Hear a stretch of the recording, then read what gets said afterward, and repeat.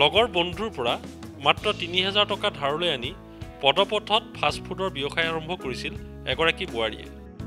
প্ৰথমতে মই অকল টকা ৩০০০ পৰা আৰম্ভ কৰিছোঁ। যিখন ফাষ্টফুডৰ দোকান আছিলে তাত মই অকল ৩০০০ টকা ভৰাইছিলোঁ, তাকো মই মোৰ লগৰ ল'ৰাৰ পৰা লৈ। আৰম্ভণিতে বোৱাৰীগৰাকীৰ সন্মুখীন হ'ব লগা হৈছিল বহু সমস্যা, কিন্তু নিজৰ আত্মবিশ্বাসৰ বলত এতিয়া বোৱাৰীগৰাকীয়ে কৰি গৈছে এটাৰ পিছত আন এটা ব্যৱসায়। ব্যৱসায়ৰ পৰা উপাৰ্জিত টকাৰে বোৱাৰীগৰাকীয়ে কিনিছে গাড়ী, সন্তানক দিছে শিক্ষা। পিংকি গোহাঁই নামৰ এগৰাকী বোৱাৰী সংগ্ৰামৰ কাহিনীয়ে। ঘৰুৱা সমস্যাৰ বাবে ১০ম শ্ৰেণীতে পঢ়া সামৰিছিল পিংকিয়ে। মই পঢ়া শুনা বেছি নহয়, মই ক্লাছ 10লৈকে পঢ়া, তাৰপিছতে নাই পঢ়া, মই ক্লাছ 10লৈকে পঢ়া। পঢ়া শুনা ঘৰুৱা সমস্যা আছিলে, যিহেতু আমাৰ ঘৰৰ ল'ৰা ছোৱালী কেইবাটাও, মা দেউতাহঁতে খেতি কৰে, গতিকে খেতিৰ ওপৰততো ইমানকেইটা ল'ৰা ছোৱালী পঢ়া শুনা কৰিবতো নোৱাৰে। তাৰ পাছত বৈবাহিক জীৱনত সোমাই পৰিছিল পিংকি। স্বামীক হেৰুৱাৰ পাছত একমাত্ৰ পুত্ৰ সন্তানৰ দায়িত্ব আহি পৰিছিল পিংকিৰ ওপৰত। তেতিয়াই পিংকিয়ে লগৰ বন্ধুৰ পৰা টকা ধাৰলৈ আনি আৰম্ভ কৰিছিল সৰুকৈ এখন ফাষ্টফুডৰ দোকান। ব্যৱসায়ী কৰিটোতো মই এতিয়া মোৰ ল'ৰা এটা আছে, মই ল'ৰাটো পঢ়াই আছোঁ, হোষ্টেলত আছে ল'ৰাটো মোৰ, যিহেতু এতিয়া 6 পাইছেগৈ। তাৰ 6 বছৰ বয়সতে বাপেক ঢুকালে। বাপেক ঢুকোৱাৰ পিছৰ পৰা আজি মোৰ ইমান বছৰে মানে মোৰ ল'ৰাটোক মই হোষ্টেলত ৰাখি মাহে 5,000কৈ দিব লাগে। মই ল'ৰাটো পঢ়াই আছোঁ। তাৰ পাছত লাহে লাহে লখিমপুৰৰ বাছ ষ্টেণ্ডৰ কাষত আৰম্ভ কৰিলে এখন হোটেল। প্ৰথমতে এখন সৰু ফাষ্টফুডৰ দোকান আছিলে, সেইখন খেলবাতিত খুলিছিলোঁ, তাত বহুত দিন চলালোঁ। চলোৱাৰ পিছতে ভাবিলোঁ অকণমান ডাঙৰ কৰোঁ বুলি, তাৰপিছতে খুলিলোঁ বাছ ষ্টেণ্ডৰ ফ্ৰণ্টত। তাত মৰম হোটেলখন আছিলে, তাৰপৰা তাত বহুত দিন চলোৱা হ'ল। হোটেলৰ সমান্তৰালভাৱে এখন গাড়ী কিনি আৰম্ভ কৰিলে ভাড়া মাৰিবলৈ।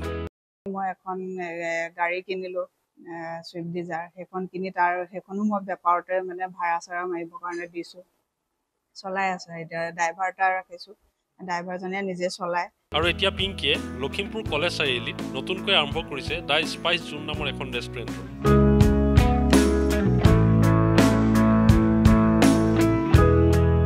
এই ৰেষ্টুৰেণ্টখনত এতিয়া গ্ৰাহকসকলৰ বাবে সুস্বাদু খাদ্য যোগান ধৰাৰ লগতে বিশেষ দিনটো সুন্দৰ কৰি তুলিব পৰাকৈ কৰা হয় সকলো আয়োজন।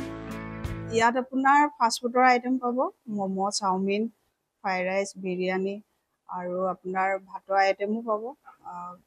সকলোখিনি আছে, আপোনালোকে আহিব পাৰে।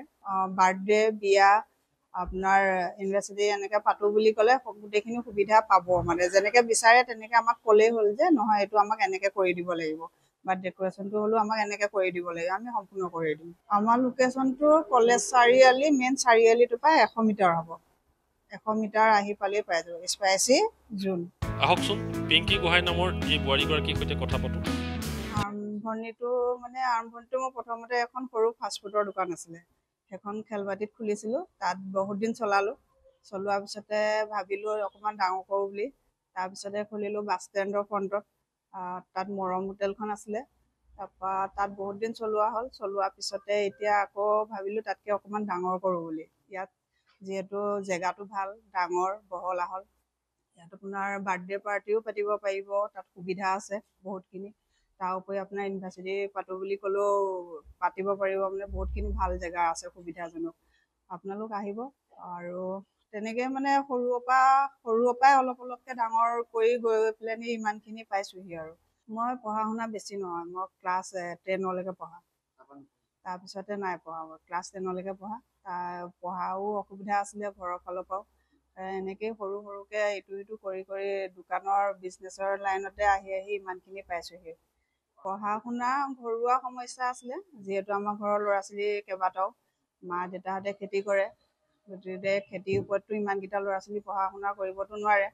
গতিকে এনেকৈ মানে বিজনেছৰ ক্ষেত্ৰতে আগবাঢ়িলোঁ আৰু সৰু সৰু ব্যৱসায়ী কৰাৰ কথা। যিহেতু মানুহৰ আজিকালি চলিবৰ কাৰণে কিমান প্ৰব্লেম, এটা বস্তু কিনিব গ'লেই আজিকালি কিমান বস্তুৰ দাম, গতিকে কিবা এটা নকৰিলে চলিব নোৱাৰি, নিজকে চলাব নোৱাৰি। গতিকে নিজকে চলাবৰ কাৰণে কিবা এটাতো কাম কৰিব লাগিব। গতিকে মই মানে বনোৱা সিজা কৰি বিশেষকৈ ভাল পাওঁ, সেইটো কাৰণে মই ভাবিলোঁ বনোৱা সিজাটো যিহেতু ঘৰত কৰা হোৱাৰ কাৰণে সেইটো কাৰণে ভাবিলোঁ এখন ৰেষ্টুৰেণ্ট খুলিলে, মানে সৰুৰ পৰাই আৰম্ভ কৰা হ'ল, সৰুৰ পৰাই বনোৱা সিজাটো কৰি ভাল পাওঁ কাৰণে মানে ৰেষ্টুৰেণ্টৰ ব্যৱসায়টোৱে লোৱা হ'ল। সুবিধাটো বহুত হয়। মোৰ যিহেতু ৰাস্তা কিনাৰত ফাষ্টফুডৰ দোকান আছিলে, তাত বৰষুণ দিলে ভালদৰে বিক্ৰী কৰিব নোৱাৰোঁ। তাৰ উপৰি মানে ৰ'দ দিলেও দেৰিকৈ খুলিবলগীয়া হয়। তেনেকৈ অসুবিধা হোৱাৰ কাৰণে বহুতখিনি সন্মুখীন কৰিবলগীয়া হ'ল, পাৰ কৰিবলগীয়া হ'ল। তেনেকৈ কৰি মেলি আহি ইমানখিনি পাইছোঁহি। কাম কৰিবলৈ যি কামেই নহওক মই কাম কৰিবলৈ লাজ নকৰোঁ। যি কামেই নহওক মানে মুঠতে কাম কৰি খাব লাগে। বেয়া কাম নকৰিলেও কাম কৰি খাব লাগে। এতিয়া মই কামত লাজ নকৰোঁ, যি কামেই নহওক কৰি গ'লেই হ'ল। সৰুৰ পৰাই মই ভাবি আছিলোঁ কিবা এটা কৰিম। গতিকে সৰুতেতো ইমানখিনি ভবা নহয় কি কৰিম। গতিকে ডাঙৰ হৈ পেলাই ভাবিলোঁ যে এইটো লাইনত গ'লে ভাল হ'ব। ইয়াত আপোনাৰ ফাষ্টফুডৰ আইটেম পাব, momo', chow mein, fried rice, biryani আৰু আপোনাৰ ভাতৰ আইটেমো পাব। সকলোখিনি আছে, আপোনালোকে আহিব পাৰে। ইয়াত আপোনাৰ ভালে বহল আহল জেগা আৰু আপোনাৰ চাফ চিকুণ, বিশেষকৈ আজিকালি মানুহে চাফ চিকুণ নহ'লে মানুহে আজিকালি খাব নিবিচাৰে। গতিকে চাফ চিকুণটো ইম্পৰ্টেণ্ট। চাফ চিকুণৰ ওপৰত আপোনাৰ যিখিনি কৰা হৈছে সকলোখিনি ভালে পাব মই আশা কৰোঁ। বাৰ্থডে, বিয়া, আপোনাৰ ইউনিভাৰ্চিটি এনেকৈ পাতোঁ বুলি ক'লে গোটেইখিনি সুবিধা পাব। মানে যেনেকৈ বিচাৰে তেনেকৈ আমাক ক'লেই হ'ল যে নহয় এইটো আমাক এনেকৈ কৰি দিব লাগিব, বা ডেক'ৰেশ্যনটো হ'লেও আমাক এনেকৈ কৰি দিব লাগিব, আমি সম্পূৰ্ণ কৰি দিম। আমাৰ লোকেশ্যনটো কলেজ চাৰিআলি, মেইন চাৰিআলিটোৰ পৰা 100 মিটাৰ হ'ব। 100 মিটাৰ আহি পালেই পাই যাব, স্পাইচি জোন। মইতো তেনেকুৱাতো বহুতখিনি পাইছোঁ। মানুহৰ সৰু মানে যিমানখিনি কাম কৰি যাব বহুত মানুহ লগ পাব, ভাল মানুহো লগ পাব, বেয়া মানুহো লগ পাব। তেনেস্থলত মানে মানুহ নিজে বিবেচনা কৰি আগবাঢ়ি যোৱাটোৱে কথা। নিজৰ বিবেচনা মতেদি ভাল কোনটো পথ নিজে আগবাঢ়ি যোৱাটোৱে কথা। বিবেচনা কৰি যদি আপুনি নিজে বিবেচনা কৰি আগবাঢ়ি যাব নোৱাৰে তেতিয়াহ'লে আপোনাৰ লাইফটো বহুত বেয়ালৈ যাব। প্ৰথমতে মই অকল টকা 30,000 পৰা আৰম্ভ কৰিছোঁ। যিখন ফাষ্টফুডৰ দোকান আছিলে তাত মই অকল 30,000 টকা মানে ভৰাইছিলোঁ, তাকো মই মোৰ লগৰ ল'ৰাৰ পৰা লৈ। যিহেতু মোৰ লগৰ আছিলে, তাৰ দোকান আছিলে, তাৰ দোকানৰ ব্যৱসায়ী ভাল যিহেতু, তাৰ পৰা মই 30,000 টকা লৈ সেই ফাষ্টফুডৰ দোকানখন প্ৰথম আৰম্ভ কৰিছিলোঁ। তাৰ পৰাই মই ইমানখিনিলৈ আগবাঢ়িছোঁ আৰু। ব্যৱসায়ী কৰিটোতো মই এতিয়া মোৰ ল'ৰা এটা আছে, মই ল'ৰাটো পঢ়াই আছোঁ, হোষ্টেলত আছে ল'ৰাটো মোৰ। যিহেতু এতিয়া 6 পাইছেগৈ, তাৰ 6 বছৰ বয়সতে বাপেক ঢুকালে। বাপেক ঢুকোৱাৰ পিছৰ পৰা আজি মোৰ ইমান বছৰে মানে মোৰ ল'ৰাটোক মই হোষ্টেলত ৰাখি মাহে 5,000কৈ দিব লাগে। মোৰ ল'ৰাটো পঢ়াই আছোঁ। তাৰ উপৰি মই এখন গাড়ী কিনিলোঁ, ছুইফ্ট ডিজাৰ। সেইখন কিনি সেইখনো মই বেপাৰতে মানে ভাড়া চাড়া মাৰিবৰ কাৰণে দিছোঁ, চলাই আছোঁ। এতিয়া ড্ৰাইভাৰ এটা ৰাখিছোঁ, ড্ৰাইভাৰজনে নিজে চলায়। তেনেকৈ চলি আছোঁ আৰু এতিয়া। উঠি অহা প্ৰজন্মৰ কাৰণে মুঠতে সৰু ডাঙৰ বুলি কথা নাই। উঠি অহা প্ৰজন্মৰ মুঠতে কাম কৰি যাওক ভালভাৱে। কাৰোবাৰ বিপদ আপদ হ'লে তেতিয়াহে হেল্প কৰিব পাৰিব, কাম কৰিলেহে পাৰিব। মানে যদি কাম নকৰে তেতিয়াহ'লে নোৱাৰিব। তাকে অনুৰোধ কৰিলোঁ যাতে উঠি অহা চামটোও কাম কৰক, মানে কাম কৰি ভাল পথেদি